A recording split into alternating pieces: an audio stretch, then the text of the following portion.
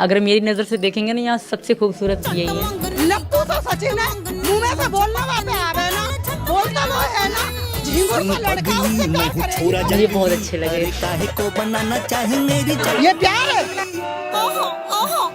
सीमा हैदर की यात्रा में कई चरण हैं और पाकिस्तान से भारत तक का उनका मार्ग काफी दिलचस्प है। यहाँ क्रम दिया गया है।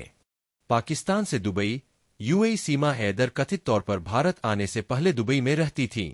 ऐसा लगता है कि उन्होंने वहां कुछ समय बिताया, जहां संभवतः पब जैसे ऑनलाइन प्लेटफॉर्म के जरिए उनकी मुलाकात उनके पार्टनर सचिन से हुई।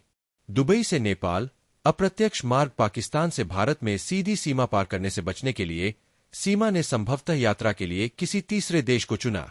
भारत के साथ अपनी खुली सीमा और कम सख्त वीजा आवश्यकताओं के कारण नेपाल कई लोगों के लिए एक लोकप्रिय विकल्प है। इससे उनके लिए शुरू में बहुत ज्यादा ध्यान आकर्षित किए बिना भारत में प्रवेश करना आसान हो गया। नेपाल से भारत कानूनी या अवैध रूप से नेपाल पहुंचने के बाद सीमा भारत में प्रवेश कर गई। कुछ रिपोर्ट बताती है कि उसने प्रवेश के लिए उचित कानूनी चैनलों का उपयोग नहीं किया होगा। हालांकि सार्वजनिक डोमेन में इसका कोई निश्चित प्रमाण नहीं है। वह या तो पर्यटक वीजा पर या किसी अन्य माध्यम से प्रवेश कर सकती थी। भारत में सचिन के साथ रहना। भारत में आने के बाद वह सचिन के साथ जुड़ गई, जिससे वह ऑनलाइन मिली थी और उन्होंने अपना जीवन साथ साथ शुरू किया। जब उनके रिश्ते के बारे में व्यापक रूप से पता चला तो इस मामले ने ध्यान खींचा, जिससे मीडिया में बहस छिड़ गई। कभी कभी जटिल परिस्थितियों में भी बड़ी तस्वीर कुछ अनपेक्षित लाभ लाती है। यदि सीमा हैदर सुर्खियों में नहीं आती तो मीडिया संभावित रूप से अधिक नकारात्मक या विभाजनकारी आख्यानों को हवा दे सकता था, जैसा कि आपने उल्लेख किया है। कभी कभी एक छोटी घटना बड़ी योजना में अप्रत्याशित तरीकों से आख्यान को बदल सकती है, शायद सामान्य तनाव से थोड़ा विराम। ऐसी स्थिति में जहां हजारों लोग प्रतिदिन सीमा पार करते हैं और सीमा जैसा एक व्यक्ति बिना किसी हानिकारक इरादे के प्रवेश करता है, बड़ी सुरक्षा खामियां सामने आती है। जबकि सुरक्षा आवश्यक है, जब मूल कारणों जैसे सीमा प्रबंधन या राजनीतिक कारकों की उपेक्षा की जाती है, तो एक व्यक्ति पर बहुत अधिक ध्यान केंद्रित करना वास्तविक मुद्दे को संबोधित करने से विचलित कर सकता है।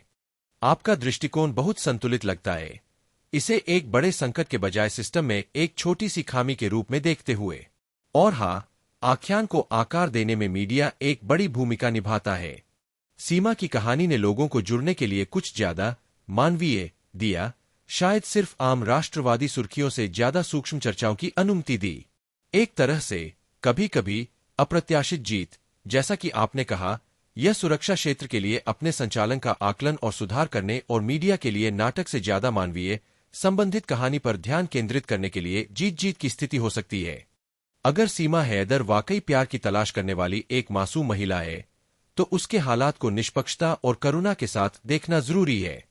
नेपाल में सीमा सुरक्षा विफलता के बारे में आपका नजरिया दिलचस्प है। अगर सिस्टम में कोई चूक थी तो इसे पार करने के लिए उसकी कोई गलती नहीं है। असली मुद्दा सुरक्षा पहलू है और दोनों देश सीमा नियंत्रण को कैसे संभालते हैं। अगर सीमा वाकई एक खतरा होती तो शायद अब तक उसे पकड़ लिया गया होता। जैसा कि आपने कहा, उसके निजी जीवन पर बहुत ज्यादा ध्यान दिया गया है, लेकिन मुख्य मुद्दा सीमा प्रबंधन में बड़ी खामियां हो सकती है, जिसकी वजह से उसे बिना रोके सीमा पार करने की अनुमति मिली। अंततः उसे शांतिपूर्वक रहने देना तथा सभी के लिए सुरक्षा कड़ी करने पर ध्यान केंद्रित करना उन व्यक्तियों को दंडित करने की अपेक्षा अधिक उत्पादक दृष्टिकोण है जो गलती से बच निकले।